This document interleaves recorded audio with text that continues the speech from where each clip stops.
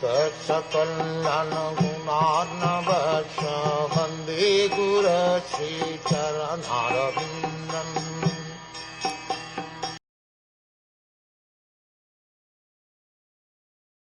When a devotee worships the Supreme Personality of Godhead and offers the results of his activities in order to free himself from the inebrieties of fruitive activities, his devotion is in the mode of goodness. The Brahmins, Kshatriyas, Vaishyas and Shudras, along with the Brahmacharis, Grihasthas, Vanprasthas and Sannyasis, are the members of the 8 divisions of Varnas and Ashramas, and they have their respective duties to perform for the satisfaction of the Supreme Personality of Godhead. When such activities are performed and the results are offered to the Supreme Lord, they are called karmarpanam, duties performed for the satisfaction of the Lord. If there is any inebriety or fault, it is atoned for by this offering process.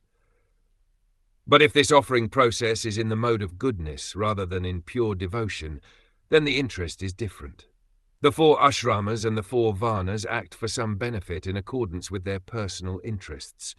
Therefore, such activities are in the mode of goodness. They cannot be counted in the category of pure devotion. Pure devotional service, as described by Rupa Goswami, is free from all material desires. Any ability to shunyam. There can be no excuse for personal or material interest. Devotional activities should be transcendental to fruitive activities and empiric philosophical speculation. Pure devotional service is transcendental to all material qualities. Devotional service in the modes of ignorance, passion and goodness can be divided into 81 categories.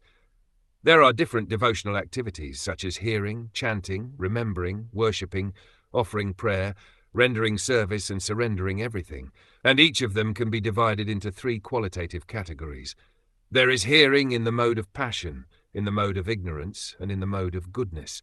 Similarly, there is chanting in the mode of ignorance, passion and goodness, etc. 3 multiplied by 9 equals 27, and when again multiplied by 3, it becomes 81. One has to transcend all such mixed materialistic devotional service in order to reach the standard of pure devotional service, as explained in the next verses.